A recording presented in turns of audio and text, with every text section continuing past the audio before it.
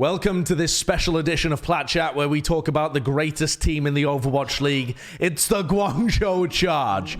These guys just mauled in at just a hint of my idea that I actually really rate Guangzhou Charge. Look at me and Custa. Would you trust us or the guy without eyebrows? The guy that's actually in Plat. Diamond, thank you very much. All right. When you try. So this roster has not changed significantly from last year.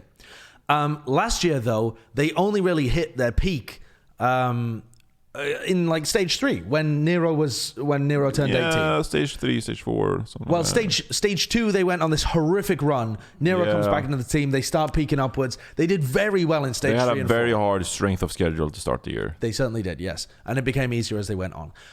This team, I think, has so many things going for it.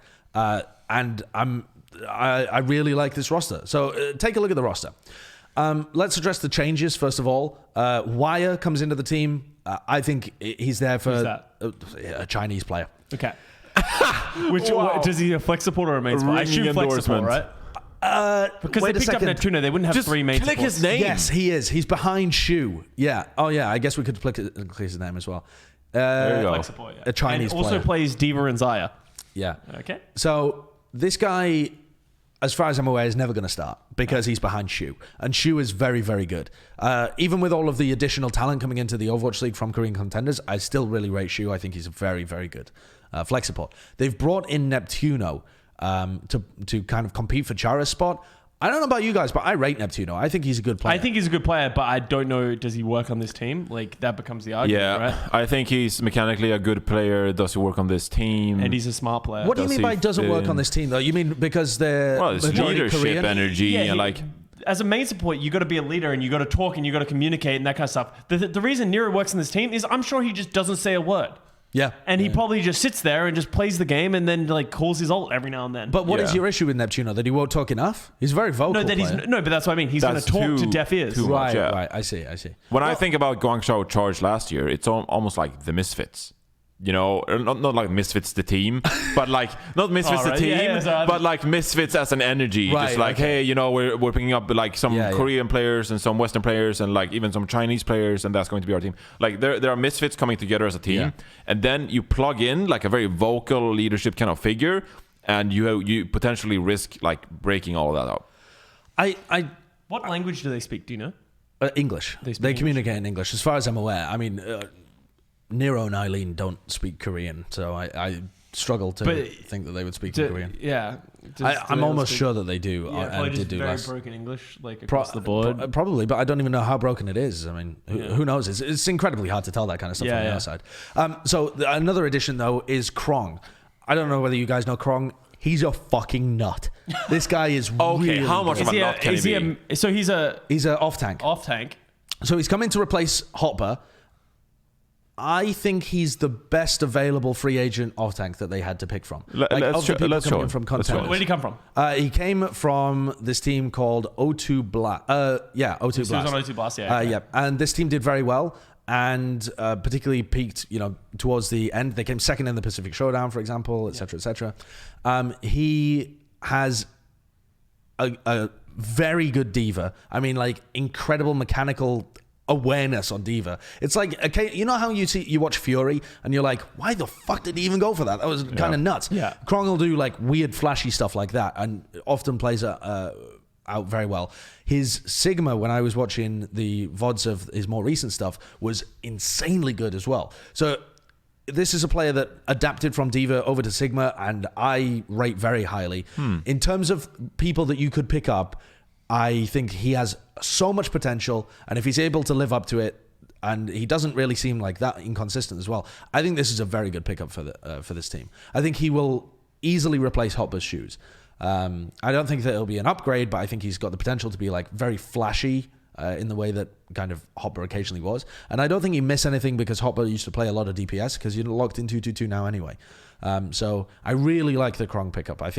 I also really rate Rio. I think he's one of the most stable, consistent main tanks that you have. I don't really remember anything about him, which is probably a good thing, right? I think he's pretty average. I think he gained a very good reputation because of his wrecking ball. His Wrecking Ball is very good. His Orisa is very solid. His Orisa is Orisa. It's very, very solid. Yeah, his Winston was good and his Reinhardt was good. That's the thing about Rio that I really like is he's a very all-round player, which I think is quite rare. Like you look at most of even the top teams, they don't have people that can play everything. He's a little bit like Mano in terms of him being able to play all of the different roles. Although, Mano had some question marks about his Orisa play and I haven't really seen him on Wrecking Ball. But Rio is one of the most all-round tanks that we have in the league. I really like this tank duo.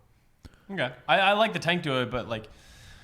You play that alongside Shu and Neptuno, and then you have like fucking Nero who can just play anything and seems wildly good. And then you have Eileen and Happy as your star specialist. I feel like you're overrating every single one of those players to the point where, like, the fact that you think they're third, I think this is a top 8 team. I agree that it's a top 8 team. I think it's a top 5 team. No, I think it would be between 8, 7. I would put them I'd put them 7th or 8th if I was looking at this team. I do not think this team is better than Philadelphia Fusion. I think you're blinded by how well they performed late in the season. And I think it comes back to something you said earlier in the day, which is like there's always this team that like show a bit of hope, like stage 3, stage 4. Yeah. And I'm not saying they're all fool's gold. I'm saying that they have the potential. They have a lot of talented players. But I think you're buying into them a little bit too much. And I hate the fact that this is one of the youngest teams in the league, which means that they're a bit more volatile than everyone else. And I think they lack the leadership to sort of like, especially when you're on the road and you're a young team on the road, and like you don't have big leadership or management. The thing is, they're on the road, but they're not on the road. They have 5 homestands, the most of anybody, like the Washington Justice in Guangzhou. Now, whether or not you consider Guangzhou to be like home is a totally separate issue because you've got Wyatt and Eileen are your only Chinese players. But they don't really travel that much. They stay around a central area and they should actually have a benefit similar to the Justice. The problem is how much you buy into like the cultural aspect of staying in Guangzhou. I'm just really scared of players like Nero or Neptuno just like there's a word for it, I can't remember. Just like kind of like falling out with the team or just like not being able to fit in as well as the Korean guys. Especially when they're going to be living in China the whole time. They're going to be away from home. You have 3 different cultures that you're accumulating. Like, I agree, individual talent, if you're looking at this team individually on paper, they're good. But are they going to come together? And that was always the thing about Guangzhou that everyone always said is like they never really looked like they were coordinated. And that's why they always struggled in GOATs. And they came out when it just became, a more of a DPS fest in stage 4. Yeah. So, like, I think this team will be solid, but I don't think you can put them... I would not put them in the top 5. I could absolutely see them perform, like, average until, like, 1/3 into the season, and they pick up, like... Maybe they even pick up, like, a backup main support and a backup DPS for Nero. And then maybe they have like a solid roster to round it out towards the end of the year. Here's the thing, though. I don't think there's any problem with this roster. Like, I actually think this roster is really I think good. The roster is pretty well. No, but I think the roster is really solid. But I think that there is some risk for bad stuff happening, whatever it is. And I think you'd want 1 or 2 players to like fill up potential plan B or plan C. In my opinion, I think people overstate the fact that this is a young squad. If you had never told me the ages of these players, I would not be able to tell you that they were the youngest squad in the league. Okay, but it's very different now when they're going on the road and like it's a very different circumstance. But I mean, Neptuno has single-handedly dragged this team out of being the youngest squad in the league. They are no longer the youngest squad in the league. Yeah. Okay. But, and I think just the fact that they're going to be based in the same area and they have like this very strict coaching staff and stuff, the staff around them is very structured. No, I just refuse to give them top 5 status. I refuse. Top 8. For sure. Okay, over under. Let's go over under first because that is intriguing. You're going to say over, but last season, 15 and 13, they finished 9th. Yeah, and I think we all agree. I mean, okay, so let's not go based on 9th. Let's go based on wins. So 15 wins. Do we think they can get 15 wins? I think they're going to go over, and I think they're going to finish 8th. I think this is going to be over, and I think that I honestly think they can make a push for top 5. I wanted to say 9th too. I think can we go to 7th? Because no, let's go 8. Let's go no, 8. Definitely 7th. There's no way we can go 5 or 6 because I think Atlanta and Fusion are both better than this team. I really think that this... No. Okay. You're not allowed... No. Let me say this, though. The Fusion roster is like an attempt at a super team, and it still doesn't have a better roster on paper than this. Yes, it does. I think they have higher players than all of these players.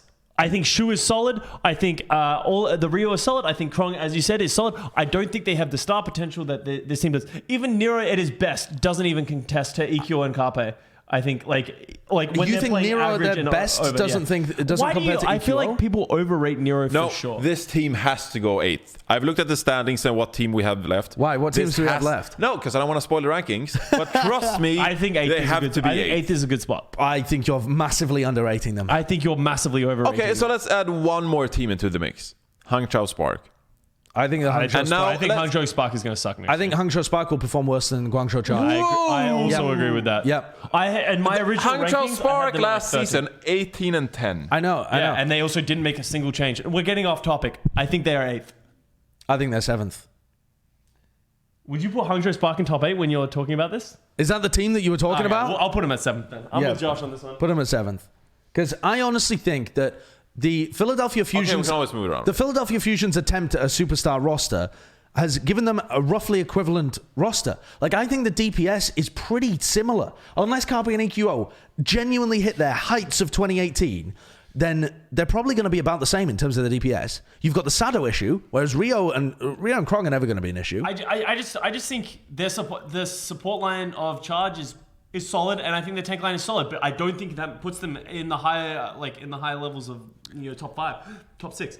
I just think Philadelphia Fusion as a team has a better identity Synergy and management and structure. I disagree with all of that. Okay, so let's look at the organization. Yeah, in terms of who's actually on there. Yeah. Yeah, Curry Shot has left. I forgot Curry Shot had left. Yeah. Oh. Yeah, they got Jin and Ty Dollar and... okay, well, I can't say as much about that as I want. I don't... actually, I don't know about that as well. Yeah. I mean, I was familiar never mind with then. Yeah. I just think Philadelphia Fusion has a better structure of a team, and I think that they're setting their team up for success. You think Philadelphia Fusion's coaching staff is better as well? I mean, I have concerns about Philadelphia Fusion's coaching staff with KDG on there as well. I think KDG and Chris are not that bad. I think it's too hard to tell with Philly. I think they have the potential to be high, but my thing is I don't see this team ever being a top 6 team. Really? I don't. I really. Well, I could see it, but I'm not giving them. Oh no, I'm not going to give. They made playoffs this season, and they were really close to being able to make top 6 this year. Yeah, but that's because they hit I think they hit the meta lottery in that one. I think they found something that was really strong for them. Was it Nero who was playing the Hanzo? And Nero was playing Farah when it got to the playoffs because they were playing Farah McCree, weren't they? Something like that. I don't know. Look, I think they're going to hit their stride. I think they're going to look really good at some point in the season. But I think they're going to have a period where they slump and they're going to lose games. Yeah. And that's what I'm concerned about. Yeah. Okay. Fair enough. Well, we put them in 7th place for now. That is our opinions on the Guangzhou Charge. We'll see who's right at the end. Very inconclusive. The end of the year. Yeah.